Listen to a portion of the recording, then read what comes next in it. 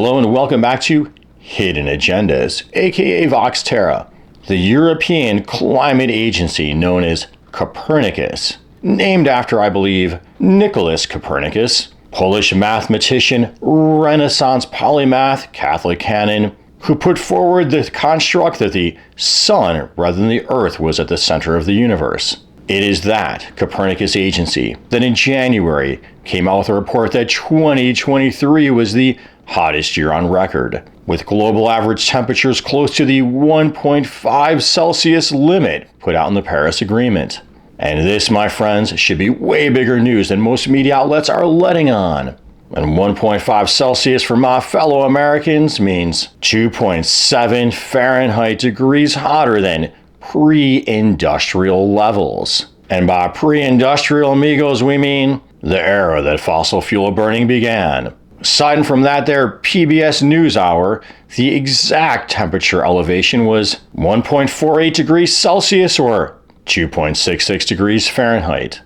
Dangerously close, but barely under that Paris level agreement, the level to avoid the most catastrophic effects of climate change. Now keep in mind, partner, when I've cited to NASA in the past that global averages have been around 1.8 Fahrenheit hotter than those pre-industrial times. And just look at the catastrophic weather conditions and climate we are now dealing with. PBS NewsHour cites several scientists as saying we are in key territories never experienced by human civilization before. This is the hottest it's been in over 100,000 years. Highlights from Copernicus: atmospheric records broken. 2023 was the first year on record that every day exceeded 1 Celsius or 1.8 degrees Fahrenheit, and nearly one half of the days of the year were more than 1.5 Celsius or 2.7 Fahrenheit hotter. That's nearly 3 degrees Fahrenheit hotter nearly one half of the days.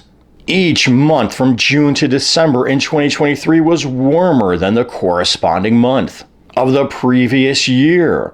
And for the first time in recorded history, 2 days, and they were in November apparently, exceeded 3.6 degrees Fahrenheit or 2 full degrees Celsius. And that nearly happened again around Christmas, just barely avoided. Well, speaking of that, their war on Christmas, December 2023 was the warmest December on record, the warmest one. Does that resonate with where you were during Christmas holiday season? Unprecedented sea surface heat, marine heat waves around the globe.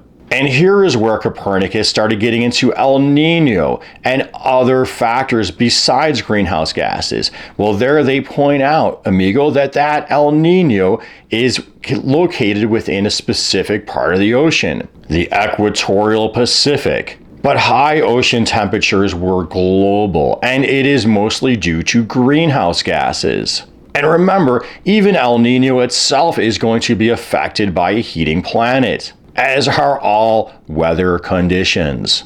And I want to point this out for you because you know as well as I do that those people wittingly or unwittingly defending business as usual, defending that fossil fuel petrochemical industry, the reckless elements among it, are going to hang their hats and exaggerate other causes. So here to cite to that there PBS NewsHour, Malte Meinhausen, a University of Melbourne climate scientist, says 1.3 degrees Celsius of the warming from greenhouse gases, 0.1 degrees Celsius El Nino, and the rest being smaller causes.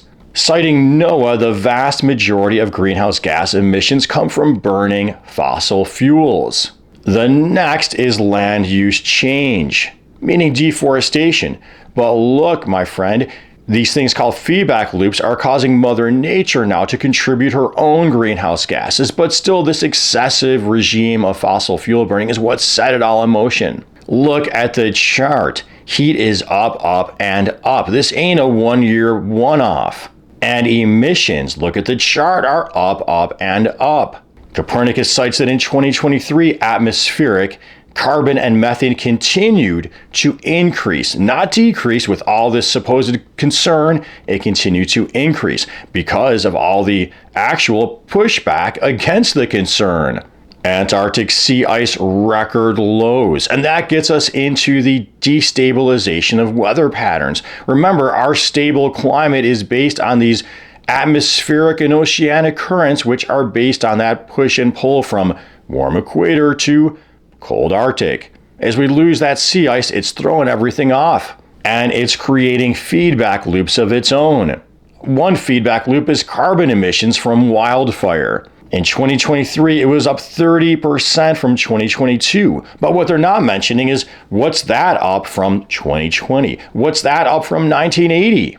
And this destabilization includes heat waves, floods, extreme rains, drought. Back to PBS News, there they cite deaths from this excessive heat in Europe, Asia, North America, and also specifically then reference places in Africa like the prolonged drought in the Horn of Africa, the torrential rains resulting in so many deaths in Libya, and back to Canada with those wildfires. Carlo Buontempo, one of the directors from Copernicus, simply states that all this data just shows the urgent need to decarbonize now and to use this data to prepare for what we are now dealing with and what's to come. And that's all there really is to this. The decarbonization is a threat to business as usual. It's a threat to this massive money-making machine that's been with us from the dawn of capitalism. Fossil fuels, petrochemicals. They didn't call it black gold for nothing. And all the arguments to slow it down and block wind or block energy efficiency, it's rooted in defense of that industry. And it's a win-win to be prepared for what we're dealing with and to scale back, because you know what, these fossil fuels, they ain't good for you to breathe in, my friend. You know it. So vote environment. Donate to environmental groups, the real ones. Like I donate to Sierra Club. I also volunteer off and on for them. And help support my show, my work. Subscribe, comment, like, offer constructive criticism, constructive feedback. That's going to be useful for me in the long run. And please support at Patreon. Thank you to my couple patrons, Bella Grissi, Environmental Coffee House, and Esther C. And as always, until next time, peace be with you.